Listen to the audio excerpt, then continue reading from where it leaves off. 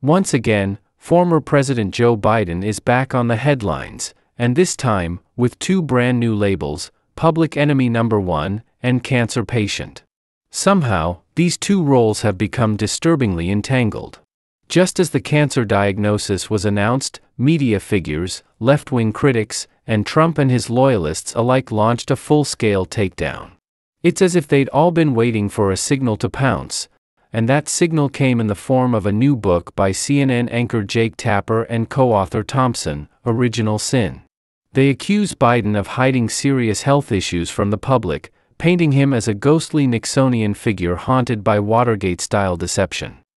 And right when that fire started, news of Biden's cancer poured gasoline all over it. This story is deep, messy, and far from simple, so we're breaking it down in 3 episodes. Let's start here. Is Jake Tapper a truth-seeking crusader, or just another opportunist weaponizing scandal? And this media frenzy, does it prove Biden is an incompetent burden? Or is it just the latest episode of America's political theater? May 2025. Trump's chaotic First 100 Days, Season 2, has just wrapped. The nation is turbulent, nerves are frayed, and suddenly, the media's assault on Biden reaches a boiling point. Enter Jake Tapper and his co-author, Jonathan Thompson, whose book drops like a bomb. Biden hid the fact that he is mentally unfit, narcissistic, delusional. Mainstream outlets rush to echo the narrative. Overnight, the national mood shifts. Biden, they now say, handed Trump a second term. Biden is no longer just an aging president. He's branded a national disaster, a Democratic liability, a threat that must be purged. To drive the point home, Axios, where Thompson works, publishes exclusive internal audio. The tape? Biden, under questioning by special counsel Robert Hur, gets the year wrong when recalling his son's death. From that slip of the tongue, Tapper and Thompson spin a Watergate-style web. Biden wasn't spared indictment because he's innocent, they say, but because he's too cognitively impaired to stand trial. A legal technicality becomes moral condemnation. But is this narrative legit? Let's get real. Determining Biden's cognitive capacity was never Robert Hur's legal job, and it's definitely not Jake Tapper's area of expertise. And the idea that a few offhand remarks or verbal stumbles prove a cover-up? That's not journalism. That's fan fiction. Donald Trump wasted no time. He declared Biden a national security threat who was never fit to serve. He accused the entire Democratic Party of criminal conspiracy and demanded a formal DOJ investigation. The Democrats' reactions? That's for episode 2. But one thing is clear now, Tapper handed Trump the perfect weapon. Now here's the twist, the year Biden forgot was the year his son died. He didn't forget the fact, he misspoke. He stuttered. Something he's done for decades. Presidents, like everyone else, are allowed to slip up. There's zero evidence, none, that Biden's verbal gaffes have impaired his job performance. And Tapper's case? No hard proof. No clear motive. No measurable harm. Just recycled tropes and speculative trash talk. So, is Biden cognitively compromised?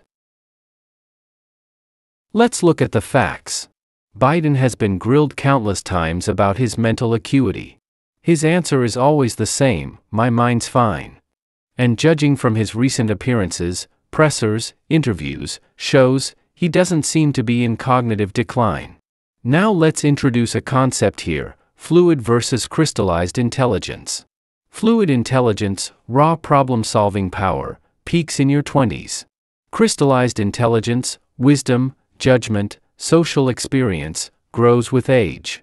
And let's be honest, many of Biden's critics are themselves aging, their own fluid IQ dripping away.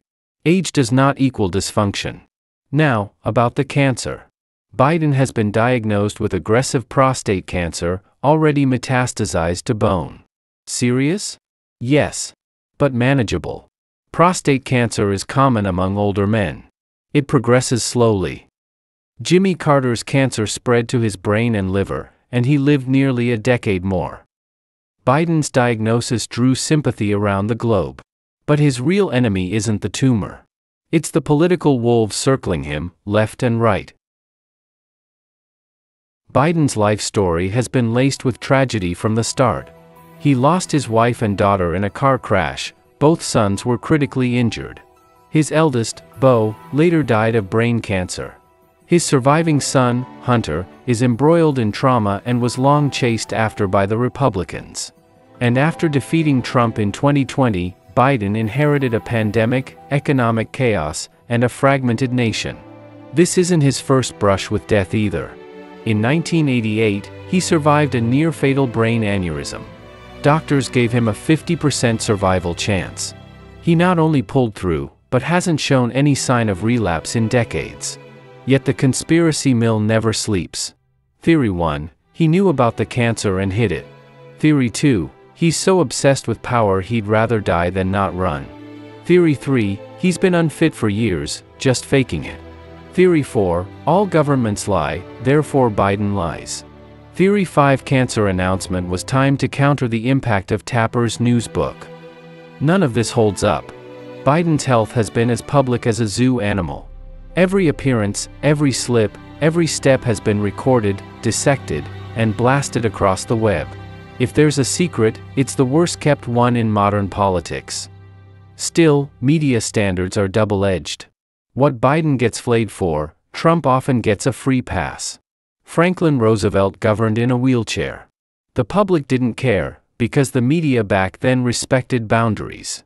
So, what is Jake Tapper really doing? Prepping for a sequel? Let's stop pretending Tapper and Trump are from different planets. They're both creatures of the same beast, a media industrial complex that turns scandals into ratings and personalities into gods. They are both products of stardom, manufactured by the very systems they claim to expose. In a healthy media ecosystem, journalism is built on accuracy, honesty, and discipline. But today's mainstream media is driven by entertainment, commerce, and politics, three neighbors who all share a common skill: faking it. Jake Tapper isn't just CNN's top anchor. He's also a novelist, a TV host, and a regular guest on Saturday Night Live, The Daily Show, Bill Maher, and Colbert. He creates documentaries packaged as thrillers, and political reporting served like Netflix drama. Is he a journalist? Or just a media brand? He doesn't investigate. He performs. He doesn't plant ideas. He harvests outrage. And that, my friends, is the new face of news: spectacle over substance. Back in 1980, CNN invented 24-hour news. By 1996, MSNBC and Fox had copied it. By the 2010s, everyone had launched their own streaming news brands. Over time, journalism morphed into opinion. Reports became rants. News became talk shows. Hosts became influencers. Trump was made for this. He's the ultimate influencer president. Today's news cycle is run by and for viral personalities. And the audience? Emotionally addicted. Politically tribal. Constantly triggered. Decades ago, the anchor was the most trusted man in America. Gallup polls back then showed 60% trust in news. Today? That number has halved. The majority don't trust it at all, worse than Congress, the courts, or even politicians. What changed? Everything. Journalism collapsed. Emotional content took its place. But what didn't change? Influence. Public trust may be gone, but media stars like Tapper still dominate the conversation, just like Trump, even while convicted. Jake Tapper is a textbook example. According to YouGov, his fame rating is 66%. He's not just a journalist. He's a celebrity. He's part of the show. So, what is Tapper really after? A second Watergate? A Pulitzer? A sequel?